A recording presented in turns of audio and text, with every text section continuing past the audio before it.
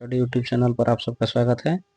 लोग देखने वाले हैं लोकपाल से रिलेटेड एक न्यूज आ रही है, जिसमें जो सुप्रीम कोर्ट के जज हैं BR गवई, वो सुओ मोटो के तहत जजेस के जो है जुरिस्डिक्शन पावर को और लोकपाल के जो जुरिस्डिक्शन पावर है उसके कन्फ्लिक्ट को चेक करने वाले हैं। जुरिस्डिक्शन पावर जो है वो ज़्यादा होती है। ये जो लोकपाल होते हैं इनकी जो फंक्शनरी होती है including prime minister, union minister और मेंबर ऑफ पार्लियामेंट और सेंट्रल गवर्नमेंट के जितने भी ऑफिशियल है, उनकी ये करप्शन रिलेटेड जो इशू होते हैं उसकी जांच जो करती है लोकपाल, उससे रिगार्डिंग देखने वाले हैं। और इसके रिगार्डिंग क्या क्या क्वेश्चन हो सकते हैं वो लोग हम सॉल्व करने की कोशिश करेंगे। पहला क्वेश्चन होगा इसके रिलेटेड कि निम्नलिखित में से लोकपाल की नियुक्ति से संबंधित कौन सा कथन और कथन सही है। तो पहला स्टेटमेंट है, इसकी नियुक्ति प्रधानमंत्री की अध्यक्षता वाली एक समिति करती है, जिसमें लोकसभा अध्यक्ष, राज्यसभा के सभापति और लोकसभा के विपक्षी नेता सम्मिलित होते हैं। स्टेटमेंट 2 है, इसकी नियुक्ति भारत के राष्ट्रपति के करते हैं, जिसमें भारत के मुख्य न्यायाधीश के साथ साथ लोकसभा अध्यक्ष, राज्यसभा के सभापति और राज्यों के मुख्यमंत्री सम्मिलित होते हैं।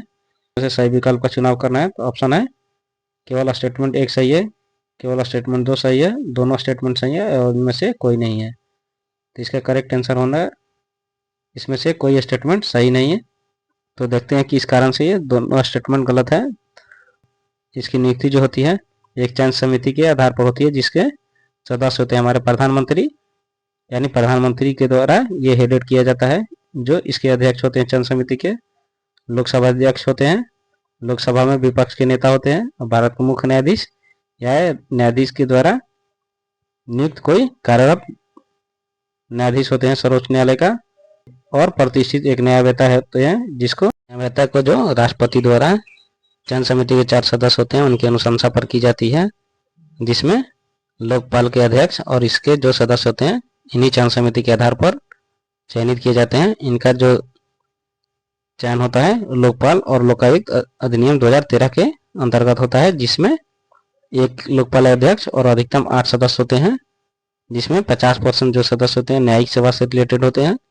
इसके जो 50% सदस्य होते हैं तो उसमें से आते हैं वो backward classes, SC, ST, female और माइनॉरिटी से 50% सदस्य इस चयन समिति के सदस्य होते हैं।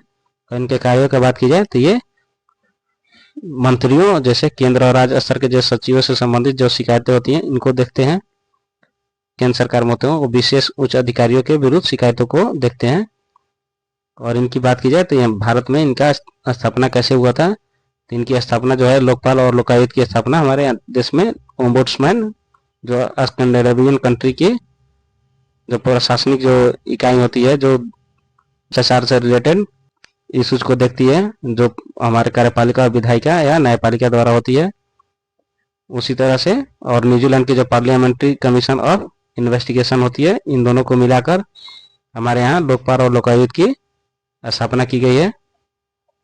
हमारे यहाँ पहली बार भारतीय प्रशासनिक सुधार आयोग जो था 1966 से 70 के बीच उनकी ही सिफारिशों पर नागरिकों की समस्याएं जो होती है उनके समाधान हेतु इस तरह के विशेष पदाधिकारियों की नियुक्ति की बात की गई थी, जिसमें 2 विशेष पदाधिकारी होते थे, पहला लोकपाल और दूसरा लोकायुक्त। इस तरह से हमारा ये क्वेश्चन समाप्त होता है।